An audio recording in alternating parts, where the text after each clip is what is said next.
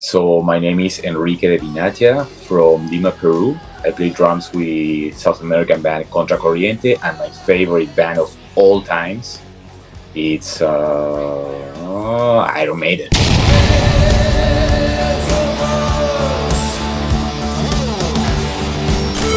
For those that know Contracorriente, they know there's a special relationship with Iron Maiden. You're not only a fan of that band, but you've shared the stage with them.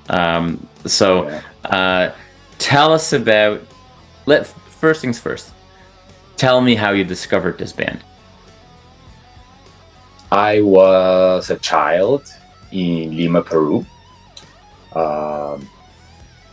My parents listened to Peruvian music, South American music, but they also had some love for the Beatles, the Bee Gees, and stuff like that. So that was the scope of my music knowledge.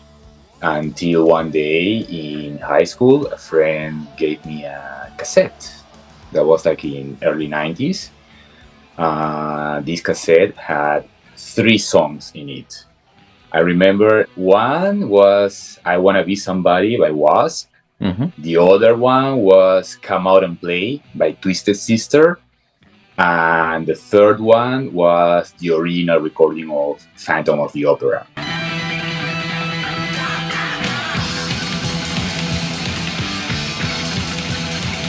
It was like my friend who listened to metal and rock music in high school, and he gave me this cassette, and I'm like, oh, wow. So I was kind of impressed, and I really liked it. But when Phantom of the Opera started playing, it was a different thing. It was a different feeling. I couldn't understand. The energy, the changes within the song, the arrangements, the power, Paul DiAnno, the drums. The drums were awesome, and so that was a very good introduction to Iron Maiden. And then next thing, I saved my money that parents give you for whatever, and I went to the record store. Back then it was Sears. Like Sears had stores in South America, and there was Sears in Peru. There was one of the best department stores. And I found Life After Death, Peruvian edition, but really nice edition with all the booklets and everything. And I took that home just based on the cover. And of course, because Phantom of the Opera was there. Yeah. When I listened to that album, I was changed for life.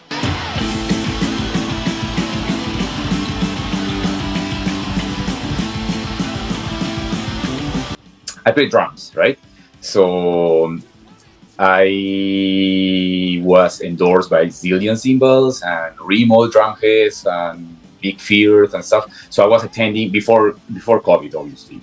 I was attending the NAMM show every year, and a couple times I would meet Nicko there. Yeah. It's not like he's my friend, but when I come to him and I'm like, oh, Nicko from Contracorriente, we play with you guys in Lima, Peru. He was like, oh, okay, good, And I was telling him, like, I blame you for pursuing music, because I just remember spending hours and hours listening to that album and reviewing every single detail and word on the booklet and everything, and there had all these pictures of just the drums with like 20 cymbals and like 10 toms, and it was just, and the list of equipment they had, like all these drumsticks they used, the guitar picks, even like how many beers they drank and how many gallons of milk and this and that. It was amazing, so that's when I started learning drums. I would play this album back and forth with headphones while my mom was going to work, and just practice that, and Deep Purple and then Slayer and So that was my first approach to Iron Maiden, and then afterwards I immediately started collecting all the albums and stuff, and fan for life. Awesome.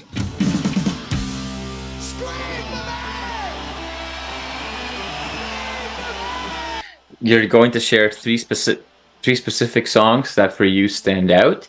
You already mentioned, Phantom of the Opera a few times. Is this one of those 3 songs? For sure. And even they acknowledge that Phantom of the Opera is pretty much the best showcase for what Iron Maiden is. Like if you want to show somebody what is Iron Maiden, Phantom of the Opera is a very good idea of what this band is about.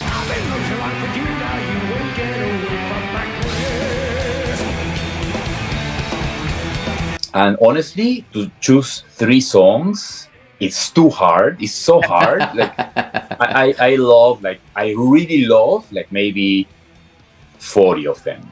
Right. You know, or I mean, I know all the albums.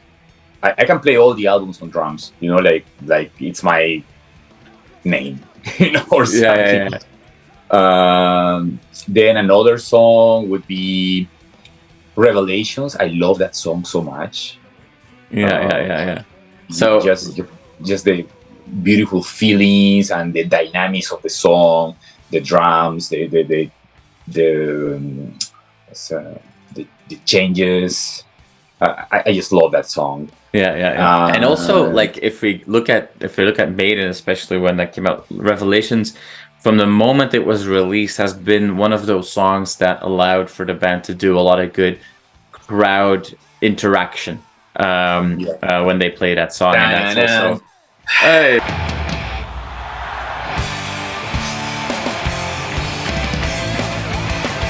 So before we fully dive into Revelations, but quick question, because you mentioned Nicko as being the guy that ruined your life, and Life After Death is obviously with Bruce and Nicko. Revelations of Peace of Mind, also Bruce and Nicko. The definitive lineup of Maiden. Phantom of the Opera originally with a very different lineup. So for you, when you say, you know, Phantom of the Opera is the best song, or the one, you know, my first pick, is that, do you make a difference between the record version and the live version? No, I mean, the record version is the original one and the one that I listened to first. Mm-hmm. But I love the version in Life After Death. I actually love that album. It's such raw energy, peace and vinegar. Like when I tell my friends or when they ask me, I would say it sounds like they are playing the instruments with their balls, not with their hands.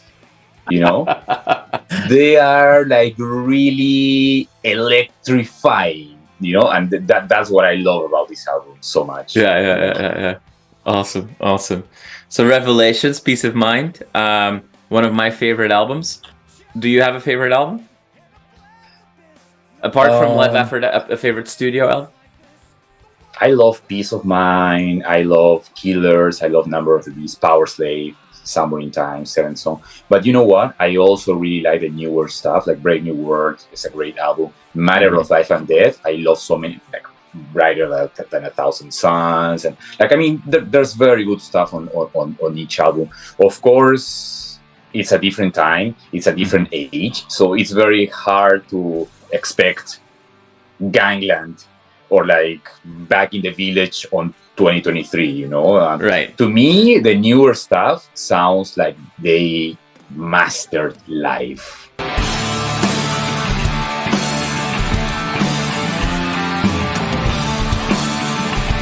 I have another anecdote on Iron Maiden. When Paul DiAnno, I was playing drums with Paul DiAnno band. As you know, or I don't know if you know, Paul DiAnno doesn't have a band. He just plays with regional bands on each part of the world he goes. So it turned out that when he came down to South America in year 2008, I think it was, the promoters asked, because they know I'm a huge fan, and I played Iron Maiden tributes down there in Peru a few times. So they asked me if I wanted to play drums, and of course I said yes. So that was, back then in Peru, it was pretty much impossible to see big bands like Iron Maiden playing in the country. You know, like we mostly had like huge Latin artists like Luis Miguel or like Maná or Soda Stereo, like Latin artists, you know, or some like bands that are really not that popular anymore. Like I don't know, like we had like maybe Foreigner came like once, or maybe they were coming also because they liked some Peruvian spice or something. You know? And But after the problem was that the tax for this type of events was like between federal tax and state tax and municipal tax and everything, it was like 51 or 52% tax. Oh, wow. So for a promoter, it was just impossible to invest and risk so much money to bring Metallica or Iron Maiden or Guns N' Roses while they were coming to Chile, to Argentina, Brazil. They were coming. But Peru was never on the touring map. Only like in 2009, I think, it was like some Congress the person in Peru did the right thing and proposed a law to like reduce that taxing. And after that, there was a boom. Everybody started coming to Peru. But back then, when this show happened, that visit of Paul DiAnno to Peru was the closest thing for Peruvians to have Iron Maiden. Right. In Peru, So it was there was so much anticipation for this show. And so it was in a venue for holding like 5,000 people. It was absolutely packed. And that was even more amazing playing with Iron Maiden was amazing, of course.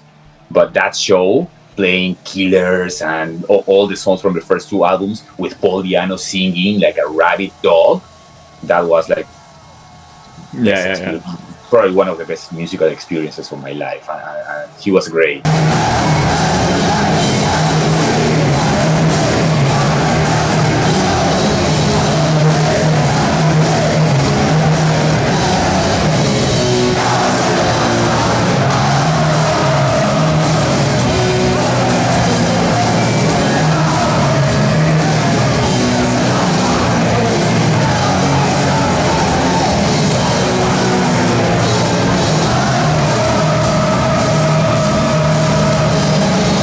He was as crazy as I expected, but he was a sweetheart. He came to my house. We were like hanging out. He was a super cool guy.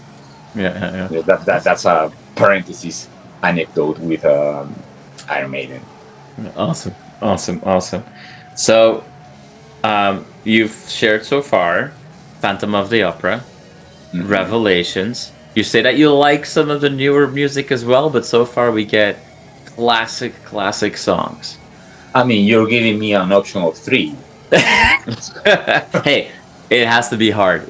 We can't just talk for 40 songs. Yeah. That would take a long time. Maybe one day we'll do like a marathon of this video, and then we can do a video for 5 hours. For marathon, I'm happily attending. There you go. We'll do that. But then that leads me to a very difficult question then, because which song is that third song that for you has a special place? I don't know. My third option is not even going to be my third option. I'm just going to pick one and tell you right now. What comes to my mind would be maybe Infinite Dreams. Infinite dreams, I can't deny them. Infinity is hard to come. Depending on who you ask, Seventh Son of a Seventh Son is considered one of the best albums. Other people say like, that's when they start to become a little too proggy for my taste. But it's a very strong record with so many good songs. What makes that song stand out for you? The time signatures, the transitions, the singing, the beautiful melodies, the guitars. It's I think everybody has its own world inside their heads, because to me, No Prayer for the Dying is a great album. I love so many songs from that album: Run Silent, Run Deep, Public Enema #1, Fate's Warning, Assassin, No Prayer for the... and a lot of people, that album that was low point on Maiden's career. I would agree that the albums with Blaze Bayley are at the bottom of the list. I don't know. It just never catch me. I bought them like later, like when they were released. Like I have all albums of Iron Maiden on vinyl and on CD. I have all the DVDs. Like back home in Peru, I have a huge collection of vinyl and CDs. Like for me, like when they play Sign of the Cross or the Klansman, it's so great. but I wouldn't mind switching one of those for two different songs from blues era.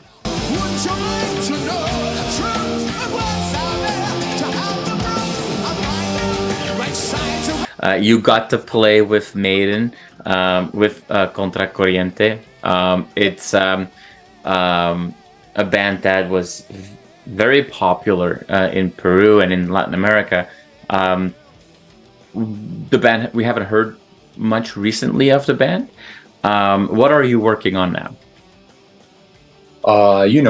As many people in this industry, COVID was a very hard hit, especially for us. At some point, I couldn't wait anymore, and I had to take a plan B. As you can imagine, when you play in a band that is not in the level of Metallica or Guns N' Roses or super high level, it's not like you're making millions of dollars in the bank, I mean, you make money, you make a living, but you are not secure for life.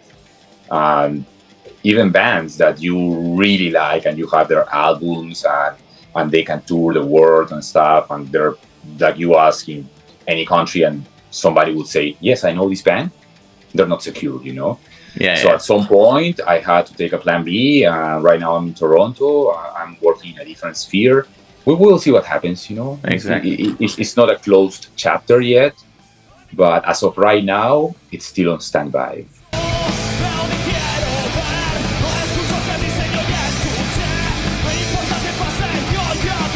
We'll keep our fingers crossed for the right time to come and see you guys play again with all the greats of this earth.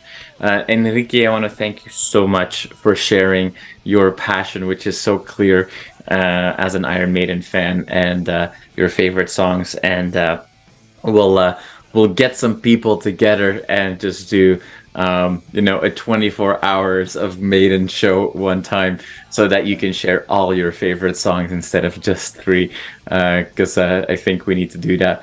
Enrique, thank you so much. I really appreciate it, and I hope to see you play on a stage again really soon. Call me when you have a top 75.